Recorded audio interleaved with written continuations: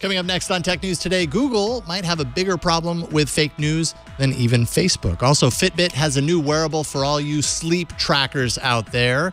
A major spam empire is toppled, and we get an inside look at how it operates. Kyle Orland from Ars Technica tells us all about why Zelda Breath of the Wild is so dang awesome, and we try to accept the fact that we've all been a troll at some point in our life. All that and more coming up next on Tech News Today.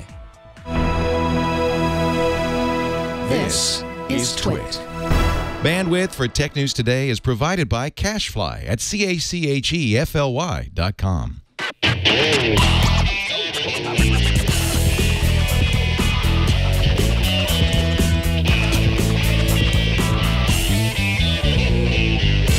This is Tech News Today, episode 1718, recorded Monday, March 6th, 2017. This episode of Tech News Today is brought to you by Rocket Mortgage by Quicken Loans. When it comes to the big decision of choosing a mortgage lender, work with one that has your best interest in mind. Use Rocket Mortgage for a transparent, trustworthy home loan process that's completely online at quickenloans.com/TNT. And by Tracker, a coin-sized tracking device that pairs with your smartphone and keeps you from losing your most valued possessions. Visit thetracker.com right now and enter promo code TNT to receive a free Tracker Bravo with any purchase. Well, hello and welcome to Tech News Today. This is the show where we tell you everything you need to know about technology that happened today or around today. I am Megan Maroney. I'm Jason Howell. Sometimes on the Monday it's today and maybe a little bit of yesterday because yesterday was Sunday, maybe even Saturday. Sometimes we even go back as far as Friday and talk about video games. It's true. We might do a little bit of that today. We might do a little bit. Should we get started? Yeah, let's talk about the not video game stuff. Okay. Writing in Fortune, Matthew Ingram says Google's fake news problem could be worse than Facebook's. Over the weekend, several sources pointed out that Google's featured snippets stories spread news that former President Obama was planning a coup and that women are evil. This news came from those boxes you see at the top of Google's search results that provide one-word answers to questions. Before this problem was fixed, if you asked Google if President Obama was planning a coup, Google answered with a quote from an article from a conspiracy site called Secrets of the Fed. And the answer was that yes, Obama is planning a coup and he is in league with communists from China. If you check now, Ingram says the answer comes up with several results about Google's fake news problem.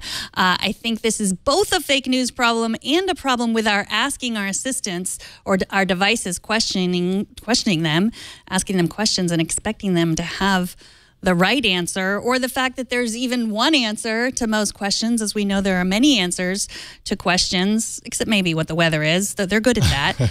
They're not good at answering which presidents are members of the KKK, because apparently there was also in that box several presidents that are not, in fact, or were not, in fact, members of the KKK.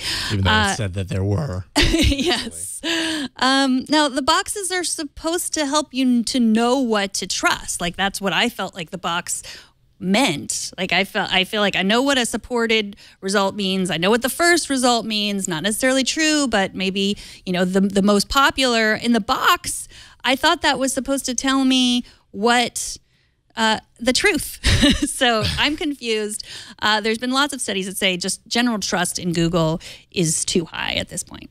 Yeah, well, I think a lot of people rely on what Google says and you know, bank on it as kind of gold, whatever the result is. Danny Sullivan, I think, was the one that kind of kicked off a lot of this discussion over the weekend. He had a really great article where he kind of went into detail as far as like what the featured snippets is all about. You know, he kind of dispelled the myth, which my initial thought was, well, maybe these sites have figured out how to game it. And he actually points out it's not likely that any of the sites themselves did anything to manipulate Google. This is really a failing of Google's AI and the algorithmic decisions that Google is making to determine what can be featured as a featured snippet.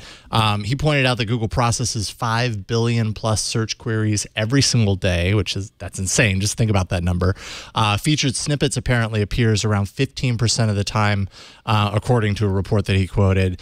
And that amounts, so then if you don't figure that the math, that amounts to somewhere around 1 billion per day. And I mean, that's so many when you're talking about numbers and you're talking about a computer making determinations as far as what appears in this box. There are going to be false positives. The problem is, I mean, how many people question what they see there? Yeah, more people should question. I think Google should say, check other sources. I mean, that could be something that's built into the Google Home or, Amazon's. And not make a solid determination of this is the official answer of what you're looking, but rather kind of here's one of the answers that we found. Feel free to search yourself or whatever the case may be. We think maybe Obama is part of this coup, but maybe check some other sources. How do you tell an algorithm, though, that something like that might be ridiculous and that this is obviously not accurate? You know what I mean? That's what Facebook is doing. You've seen that it's like this could be fake news. It says something like that. Absolutely, but a large part of what they're doing there is they're enlisting people and services that are helping them check. And there's also the network effect of how many people are sharing this, or when they're sharing it, are they also are other people reporting it? And that's a signal, right? And that's a huge difference between kind of how Facebook is tackling this problem and the requirements around what Google has to do to solve this problem, because you really don't have that network effect. Google Plus isn't going to be any help in this regard. Yeah, that's true. I mean, they responded, we know. Basically, they said, unfortunately, there are times when Google features a site with misleading or inappropriate content. I guess this is back to the same whole fake news problem. Like, is the onus on us is to, not us as journalists, but us as just all people of us, reading online to check your sources. Don't just believe what you want to believe, but that is so ingrained in our psyche. There's just the confirmation bias, like, there's people who wanted to believe that Hillary Clinton was a horrible person, and so any kind of fake news that might have led them to believe that more, they're going to accept it because that's what our psychology tells us. It wants to confirm what we already think is true. Yeah, and what we're searching for an answer for. And I mean, another wrinkle in this, of course, is a big part of why this is so complicated is that this isn't just Google search, right? Like, these featured snippets appear in search, and that's one thing. I kind of feel like I'm so used to doing a search and coming up with results that aren't that I can recognize almost immediately. That's obviously not the right one. There's probably something else out there.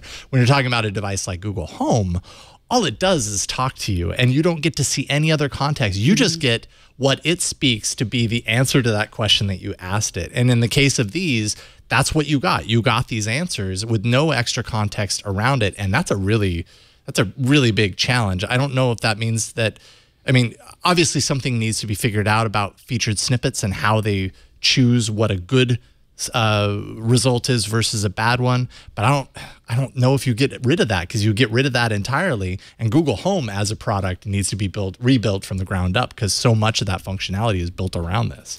Yeah, it gets back to what are the questions we are asking. What's the weather?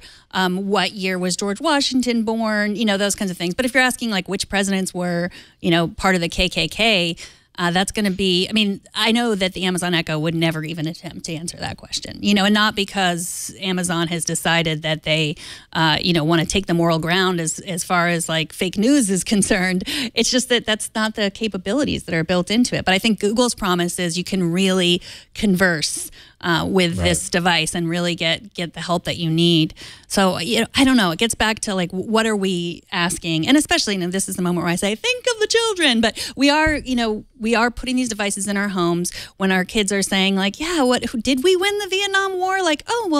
Ask Siri, ask the Echo, and it's there's not always going to be one answer to that, and we need to be responsible for making sure, and schools need to be responsible for making sure that kids understand that a device can't answer the question. That there's bigger background there. Absolutely. Fitbit is updating its smaller form factor Alta wearable to the new Alta HR. Takes the slim sleep and step tracker and adds a continuous heart rate monitor after they've spent a full year of development. I guess the big challenge here was shrinking a heart rate monitor down enough to fit inside the small wristband. The battery on the Alta HR is rated at around 7 days on a full charge, costs $150, and it'll be available in April. So Fitbit, you know, arguably one of the best-selling wearable maker globally, although they've been having some issues, having some challenges, as everybody in the wearable market is. But this is another entry. What do you think? I think it's cute. I like that you can, it's slim. I could imagine keeping it on at night, which I think is the big thing that they're aiming at. Yeah. You know, they're poking at Apple, which you have to charge at night unless you have this elaborate charging plan, you know, and then keeping it on at night to track your sleep. I mean, sleep tracking has always sounded like something I'd want to do, but then what do you do with the data? Like, I get that this is going to be better data, that they're updating it, that you can, you know, if you move around in your sleep, that might mean that you are having bad sleep, but it just might mean that you move around a lot in your sleep. Right. Yeah. Using the accelerometer is only one signal. Right. Yeah. So now they're sending more signals. So if sleep tracking is really important to you, I think we've sort of been sold a bill of goods on that. You know, it's like, yes, I know that if I get more sleep, I will be healthier, happier, wealthier, smarter, all those things. But is tracking my sleep going to mean that I sleep better? I don't know. Yeah. Quantified self strikes again. I guess at this point, you all know how I feel about quantified self, so yes. I won't go on my normal tangent. Apparently, the previous version of the Alta is going to stick around. It's $20 less. This is $20 more than the previous version. But so if you do want the slimmed down version that doesn't have the heart rate monitor, you can still get that $20 less. It's 25% smaller than the Fitbit Charge. And yeah, it really seems like this is aimed at sleep tracking above and beyond. But yeah, again, like I just don't know why I need to know that. I know. Like, I feel like, I guess it's you know, you feel about fitness the same way. Like, you know, so I guess maybe that's the thing. Like, I need to be inspired to work out in some way. And like, I get this, right. You're intrinsically inspired to work out. I need an extrinsic way to work out. So that's my Apple Watch. So I guess maybe there are people who need some sort of extrinsic encouragement. I don't need any encouragement to go to sleep. It's 10 o'clock. I'm asleep. And it's wonderful. And no one has to force me to do that. Yeah, I was going to say, really, I mean, I'm going to pass out the second I hit the pillow. Yes. I don't have any of those issues. So I'm probably the wrong person to ask about this and about fitness. But I mean, ultimately, it's worth it to somebody. You know what I mean? If that's going to improve somebody's state of mind because they have the ability to track that and then make changes as a result of that information, great. $150. There you go. Right. Chris Vickery, a security researcher for MacKeeper, says spam empire River City Media has accidentally exposed 1.4 billion email records, including names, addresses, and even some IP addresses, after not protecting a remote backup with a password. Vickery discovered the trove of data in January and then worked with MacKeeper Security Research Center, CSO Online, and Spam House to expose the illegal spam operation. Vickery claims to have looked up several people he knows in the list and declares it to be accurate information that has been online for an undetermined amount of time. River City Media claims to be a legal operation, but it's unlikely that they will survive, legal or not, after this breach. What will survive, however, is all of our data that is now online. So yeah, it was a sloppy user error, and it's hard to feel bad for the spammers that they revealed all this stuff. It's much easier to feel bad for us because they had our information. It's much worse.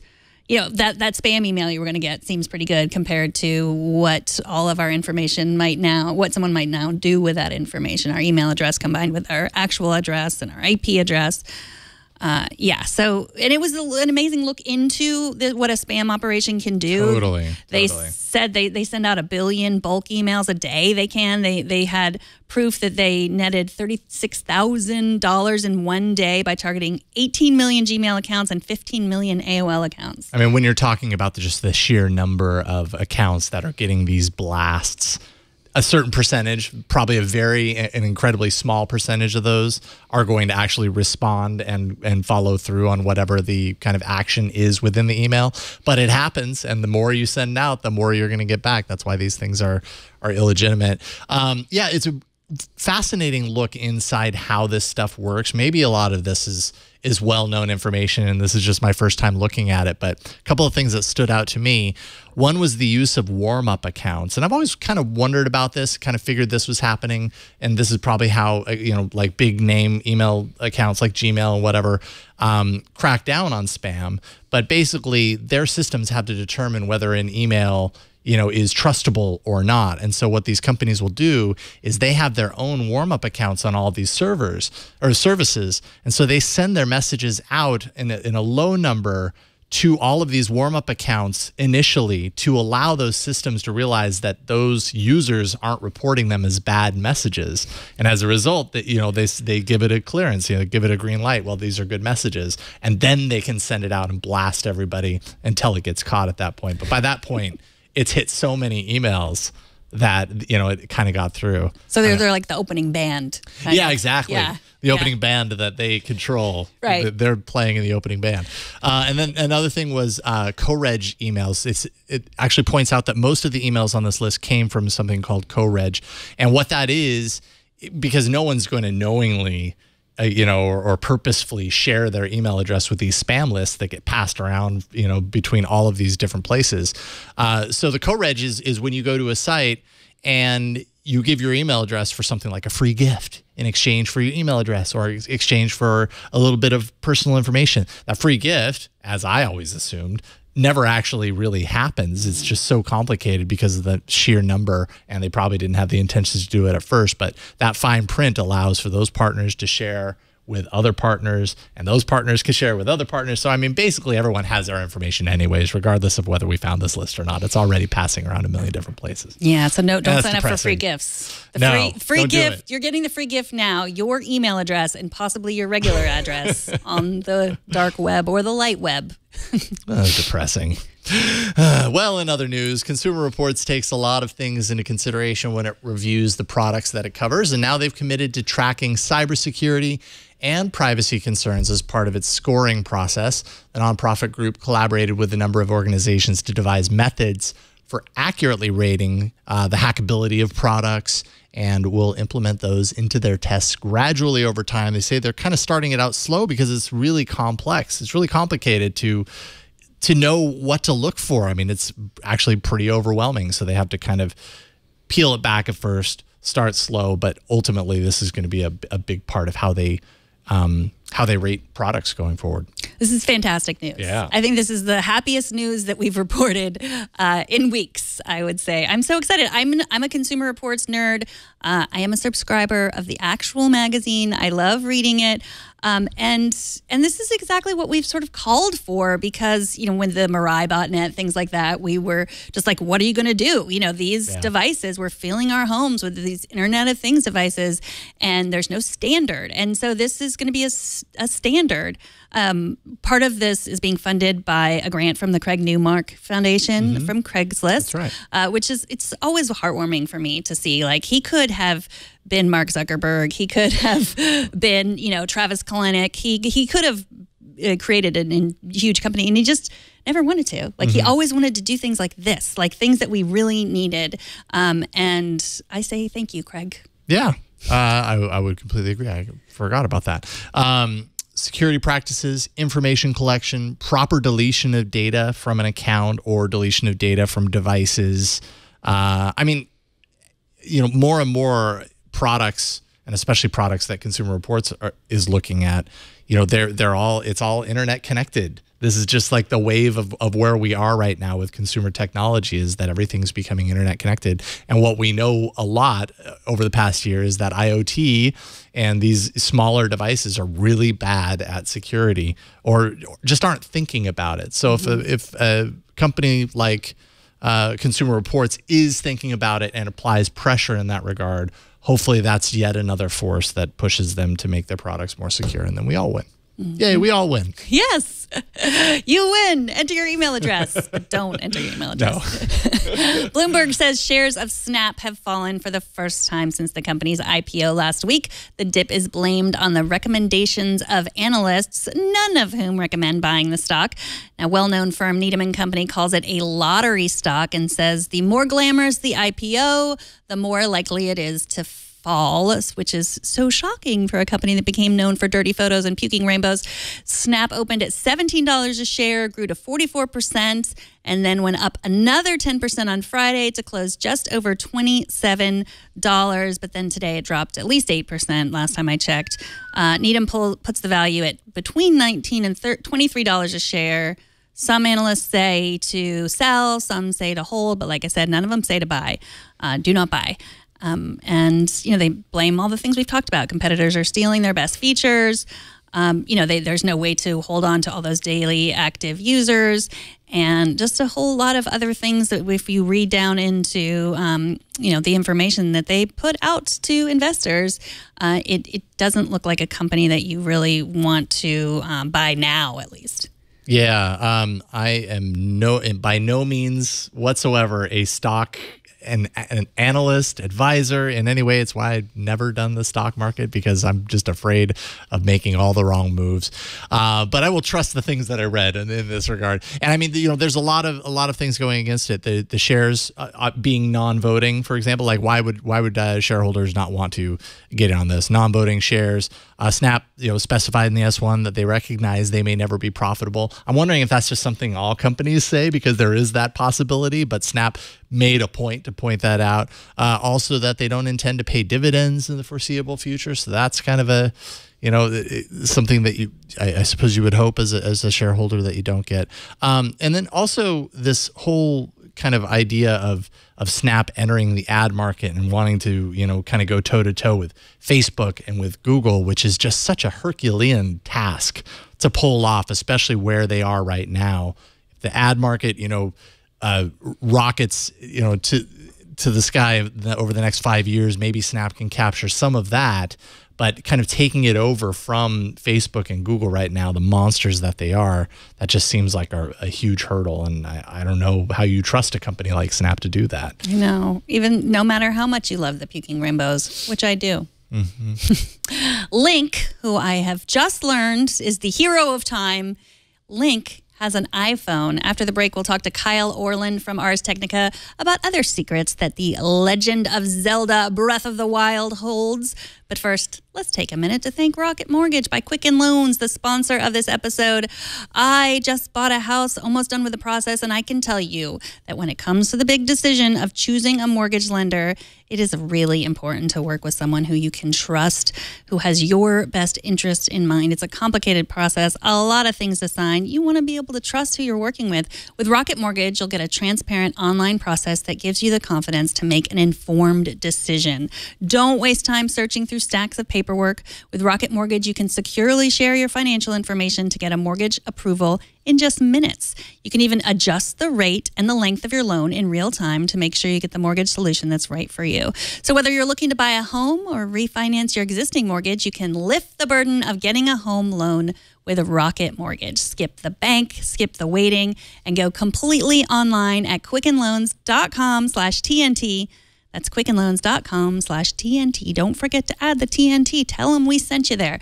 Equal housing lender, licensed in all 50 states, NMLS, consumeraccess.org, number 3030. And we thank Rocket Mortgage by Quicken Loans for their support. Everybody's apparently Nintendo Switch crazy, or it might be that they're Zelda crazy. Joining us to get to the bottom of what makes Breath of the Wild so special is Kyle Orland from Ars Technica. How's it going, Kyle? Pretty good. Thanks for having me. Absolutely. It's great to get you back.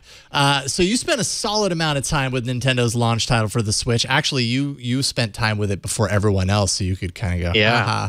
Not to brag or anything. I know, exactly. So first things first, does it live up to all the hype? I saw so many people talking about this game over the weekend. So the hype for an average Zelda game is about here, maybe up here. It's up to your nose already, any Zelda game. The hype for this one already reached up here. Yeah. And I think it really deserves it. It changes so much about the Zelda formula that's really been bugging me for a long time. You go into a Zelda game, it's got this rhythm to it that over the decades has been, kind of boring in a way. You go into a dungeon, you get the key item in that dungeon, you need that item to beat the boss, and then you use that item to find your way to the next dungeon.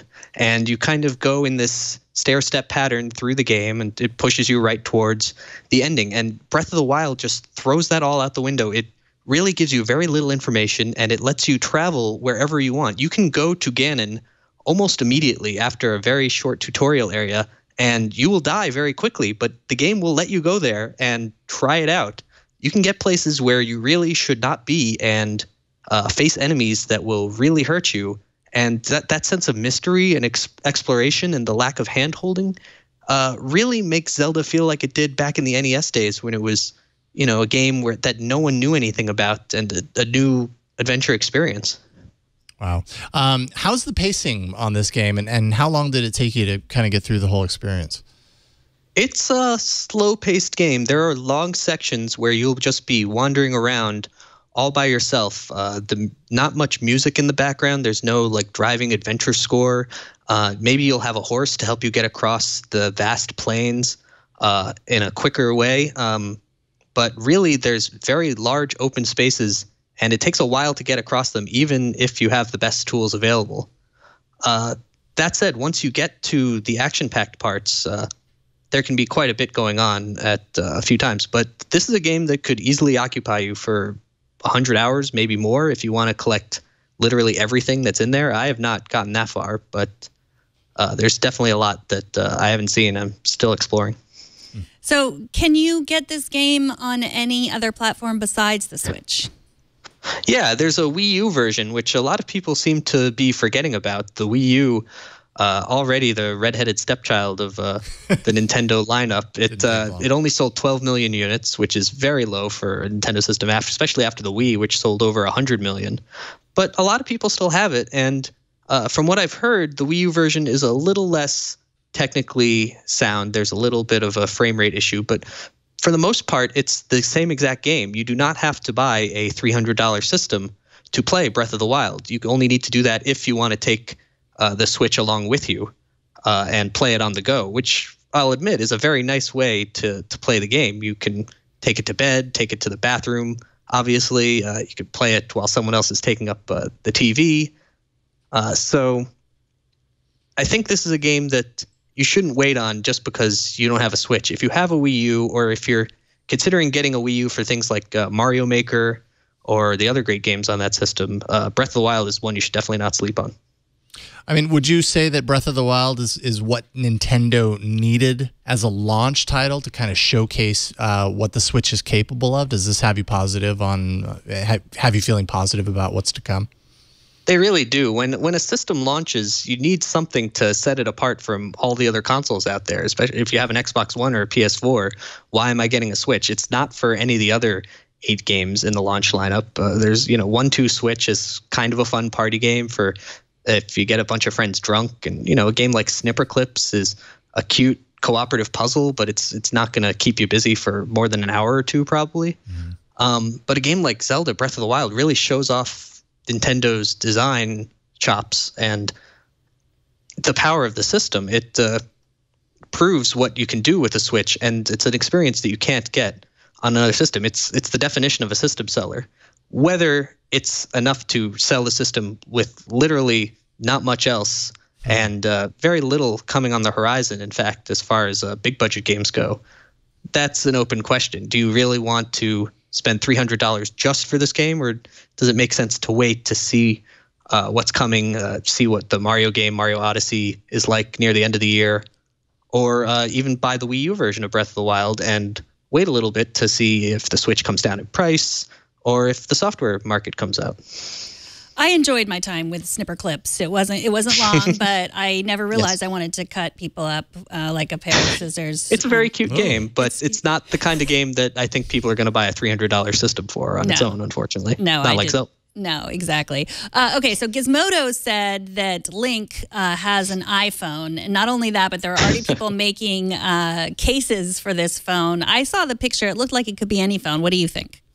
It's like the tablet. I feel like it's like his version of the Nintendo Switch. Link has his own Switch. It's kind of like they did in Skyward Sword, where Link would swing your sword with the Wii Motion Plus accessory, and then he would swing his sword. It's they've kind of done this kind of thing in the past. It's a cute reference to the real world and Link's world, but it really doesn't play that much into the game. Sometimes people will see it on Link's hip and they'll be like, oh, that's the amazing Sheikah slate. You must be the hero of legend. And he'll kind of put it in a portal to get information. But really, it's just a cute nod to the system design, I think. It doesn't look anything like an iPhone. It's a handheld device. That's about the only similarity. And it actually looks like a portable gaming device more than an iPhone. Yeah, it's weird in the land of Hyrule where there's so little technology, or it's like Indiana Jones style technology, you know, where everything's made of stone and somehow magically moves with elevators and, you know, big stone doors opening up. You don't really think about it too hard. You see, us iPhone users, we see a device that looks like this, and that's, you know, what else could it be? What you want to see. Why would Link have anything else, really? Nintendo's just copying Apple again. Oh, yeah, no kidding. You can just add that to the list. How much of a role do you think because it has a very unique art style, how much of a role did that play in your enjoyment of the game? I really like the art style. It reminds me a little bit of Legend of Zelda Wind Waker, which came out on the GameCube over a decade ago now. And it's a little bit more refined, though. You'll come to these cliffs. You come up to the cliff, and you'll see this vast vista across. And that's a thing you get in a lot of other games, but it hasn't really been so much in Zelda games, I feel. They've been more compact. There's a very nice picture right there. You get the lighting coming in, and things look a little more realistic than they did in Wind Waker, but not so much to the point where it reaches that uncanny valley level where you're picking out the details that are wrong. It's still a little bit cartoony, as you can see in the fox there, moving with very exaggerated movements and very bright, bold colors. Really, there are just so many striking images in this game you'll come to, and you just want to look at the landscape and take a picture. And Switch, thankfully, has a button you can hit to share those pictures with Twitter and Facebook very easily. I think that's going to get a lot of use. Yeah, and you know, I've not owned a modern Nintendo console in a very long time. But one thing that I have heard time and time again, at least in the latest iterations of Nintendo systems, is that power-wise, they don't compare to the next generation, the current generations of competitors like, you know, PlayStation or the Xbox. Do you think the Nintendo Switch? I mean, it's still underpowered by today's standards, comparably, right? And does it really matter at all? Yes, it's definitely true that you're not going to be able to get as much power on the Nintendo Switch. If a game like Uncharted 4, with the amount of detail and the amount of stuff going on in that game, I really doubt that could run on the Switch.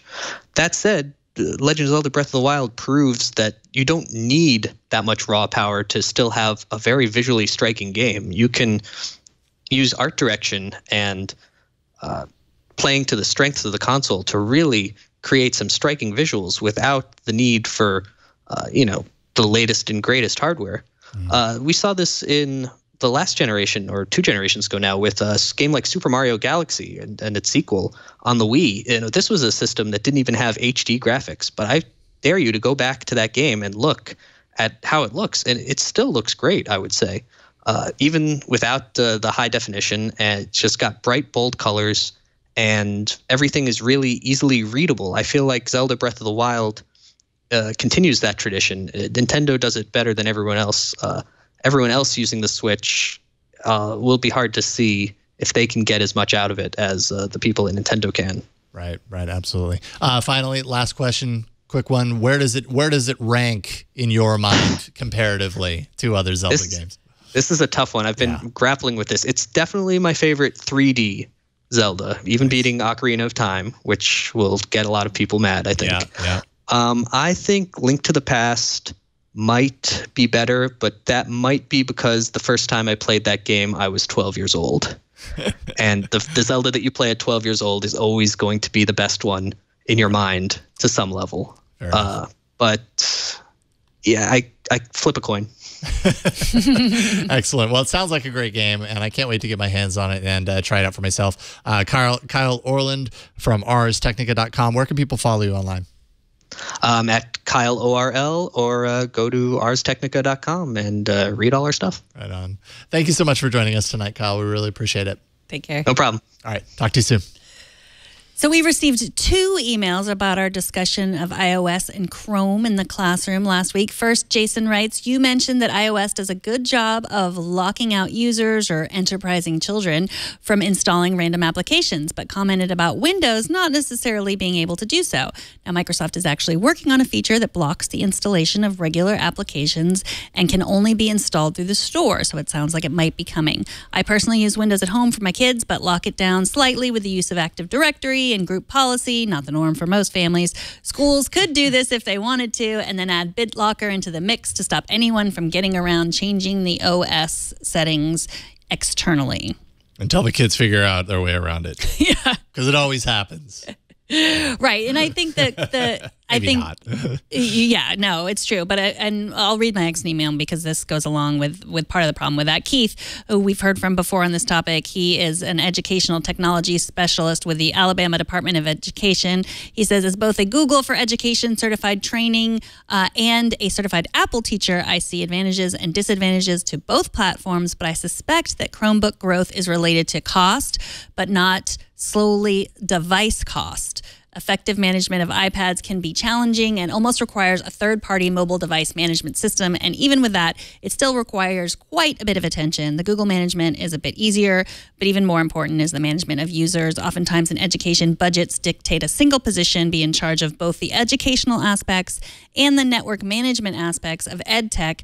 A district may have a strong network admin that isn't as adept at the integration of technology in the classroom, or someone with an educational background that doesn't have as strong as a technical background. In this case, Google's G Suite Apps for Education is much easier for the non-network admin to manage effectively. So I suspect that might be the same problem with Windows. If you're talking about BitLocker, and if you're just an educator and you don't have a background in system administration, it can be really complicated, I think, to use some of those other systems. And it sounds like Google really tried to make that as easy as possible. Yeah, absolutely. Coming up, we've all encountered trolls on the internet, but have we been a troll and we just didn't realize it? But first, let's take a minute to thank Tracker, the sponsor of this episode. You're looking for the thing, but it's not under the couch. It's not in the cupboard or on the table. Your meeting's in 20 minutes. The thing is your keys and you can't find it. Well, we've all been there. But now with Tracker, you never have to worry about losing things again. The Tracker Bravo is a coin-sized device constructed with anodized aluminum for the best, thinnest, most durable tracking. You can locate misplaced keys, wallets, bags, computers, pretty much anything in seconds. You just pair Tracker to your smartphone. You can attach it to any item, and you'll find its precise location with the tap of a button. And that's all there is to it. Lose your phone, well, you can press the button on your Tracker device or ask your Amazon Alexa, and your phone rings even when it's on silent. The phone can track up to 10 devices at once, and you can customize two-way separation alerts so you're notified before you happen to leave your item behind. With over 4.5 million devices shipped, Tracker has the largest crowd GPS network in the world, so your lost item shows up on a map even if it's miles away. The Tracker app actually records its last known location on a map, and then when another Tracker user comes within a 100-foot range of your item, you'll then receive a GPS update of where your item is located. So hopefully you can go and scoop it up. And with a 30-day money-back guarantee, there's no reason not to give it a try. Stop losing your stuff today. Go to thetracker.com and enter promo code TNT. You'll get a free Tracker Bravo with any order. That's TheTracker.com. Promo code TNT for your free Tracker Bravo with any order. We thank Tracker for their support of Tech News Today. TNT's fan of the day is Greg Ray on Twitter. I probably got it wrong both times. Who sent us this pic in front of his Tower of Power. And of course, TNT is included in any Tower of Power because we're TNT. Boom, like the dynamite. Did you make up Tower of Power, or did he send that some... I made it up. Oh, because it's awesome. Kind of a tower of power. Yeah, it really is. It's powerful. Yeah. It's tower-ish. Yeah, thank you. Explosion was necessary. Show us how you watch or listen to TNT. Just record a video or take a picture of yourself or your setup. Post it on Instagram, Google+, Twitter, or Facebook, and use the hashtag HowIWatchTNT, and we'll find it. I was just trolling you because I'm cranky and it's nighttime. It's nighttime and it's Monday. It's Monday. Right, exactly. Writing in the Wall Street Journal, Christopher Mims says that we are all internet trolls sometimes. According to research from Stanford and Cornell, ordinary people are just as likely as sociopaths to troll online based on your mood and the surrounding context of the situation. They also found that people are more likely to troll at night versus in the day. The study defines trolling behavior as anything that falls outside acceptable bounds defined by a community. The researchers used observational analysis augmented with 16 million comments on CNN.com to prove that anyone can be a troll. Even you can be a troll. So this was probably not surprising. The experiment consisted of two main parts: a quiz followed by a discussion, and trolling ranged from outright swearing to personal attacks, veiled insults, sarcasm, and off-topic statements. And they used Amazon Mechanical Turk to do part of the study. We've talked about them before. They're the people that you can pay almost nothing to do anything. They got paid $8 an hour. So I'd be trollish too. Is this more of an analysis of CNN's trollish activity? I mean, don't get me wrong. There's a lot of trolls everywhere on the internet, but I guarantee you, if you go to CNN and you look at the comments, you're going to find a whole lot of really divisive comments on both sides of the political spectrum, and not a whole lot of really good stuff said in there. Right, but maybe that was why they used CNN as a good example of a place where people control. I don't know. You know, you can say a study says anything, right? Yeah. But so, I mean, it's more interesting to look at this and really, I mean, think about, like, we've all been there. Yeah, we've all done it. I was like trying to think back in my past. Have I ever dropped anything that would, like, because it's really about like being offensive to the person on the other end and not, or maybe recognizing when you say it that it would be offensive. I'd like to think that no, but I'm sure somewhere, I mean, I've been on the internet a long time. I'm sure somewhere I dropped something because I was cranky and the person on the other end, didn't like what I had to say. Yeah, I've never seen it, but I'll do some Google searching tonight. I'll pay someone on Mechanical Turk. To find my trollish behavior. Yeah, exactly.